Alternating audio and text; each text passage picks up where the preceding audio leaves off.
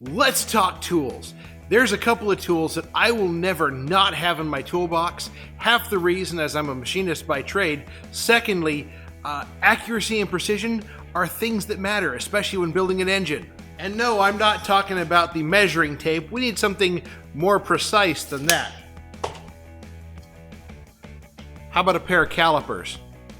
These don't have to be expensive and they don't have to break the bank. There's a lot of good options out there, especially right-handed and left-handed if you're so inclined. I know one guy who was right-handed and he got a left-hand pair just to work the other side of his brain. But what does that have to do with anything? And why the heck do I have two different styles here? Well, the simple reason is I have a 6-inch set here and I have a 12-inch set here.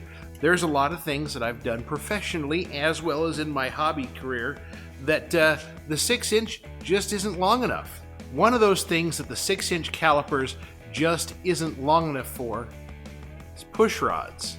Now, push rods are typically 6 inches and longer on most engines, and small block Chevrolet is in the 7-inch range, but you need something long enough to be able to accurately measure what you need, especially when you're building a new engine and you're doing the push rod length calculation. You can get a push rod checker and then you can verify what they are. This is a stock length plus 50 thousandths, so 7.85.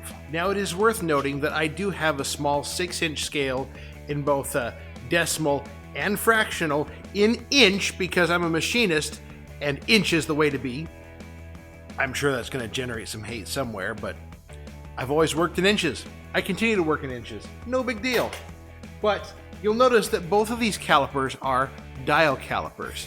But digital may be easier to read for some, but you ever walk out to the garage or go reach for something that's been in the box a little while and it's battery powered and the batteries are dead?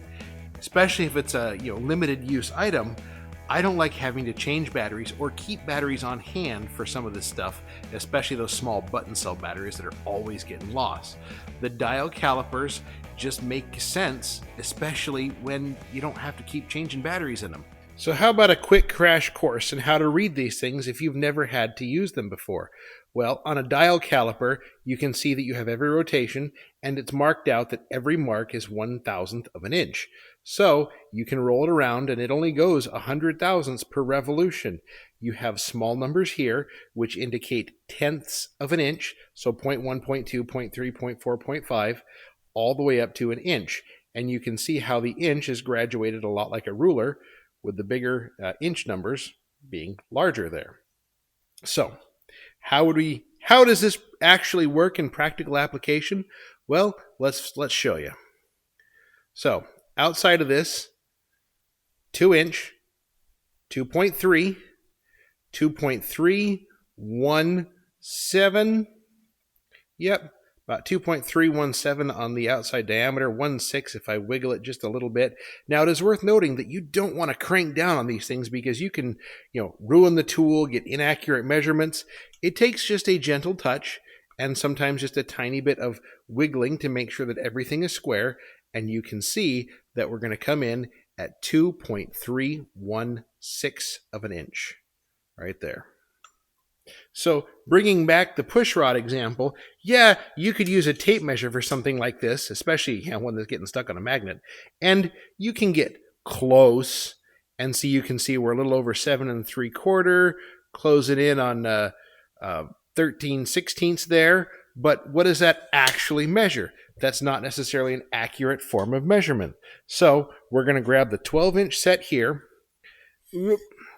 And sure, you can use the tape measures and stuff to get close, and that way you know how big you need to roll out to. But, it's always best to be more precise here. So the 50 thousandths plus push rods are actually not exactly 50. And plus, I'm looking over a camera trying to do this, but you can see we're looking at 7.845. There's a lot more practical applications than just measuring push rods. If you're making parts or you have a nut and a bolt that you don't know the size on, you can grab your calipers, figure out what size it is, and that way if you need to drill a hole that accepts that fastener, you know how big of a hole do you need to drill. There's a lot of things that need to be done. Alternators are a big example on small block Chevys, especially when they're turning some RPM. I had to spend some considerable time getting my pulley alignment squared up and getting the rod that mounts the alternator to the cylinder head that spaces it out. That took a fair bit of time, and I was slowly nibbling away at it until I got to a number that worked for the car to align the belt, and I knew exactly what it was, and I could actually put a straight edge across my pulleys. And there again, I could also use the dial calipers and measure between the straight edge and the belt and see how much misalignment I had. My pulleys are lined up to less than 20 thousandths of an inch. I went that far to make sure that I would stop tossing belts, because that isn't fun when that happens. So there's a lot of things you can do this for. And if digital calipers are more your thing, by all means, use them. They are not a bad thing to have. I don't own a pair of digitals, but I prefer the dial, but that's my own personal take there. So I've also got a very small lathe back there making parts, and being able to have, some semblance of precision is important. Now, I've got micrometers and stuff tucked away that come out only when absolute precision is needed, but that's a story for another day. The point of the matter is being able to accurately measure things. Now, I'm going to make sure there's links in the description to both 6-inch and 12-inch. As far as brands, I've got Mitutoyo, I've got Fowler. I'm not wildly brand specific. There's a lot of budget options out there that do work. I'm not stuck on any one brand.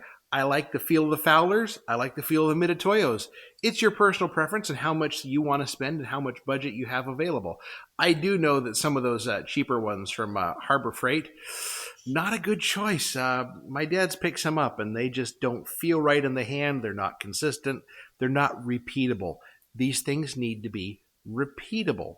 So I'm going to drop some links into the description to some calipers that I would recommend would be good choices, especially for someone that's just finding that they need, more precision in their lives. So thanks for watching. Let's get out of the garage and go build something precisely.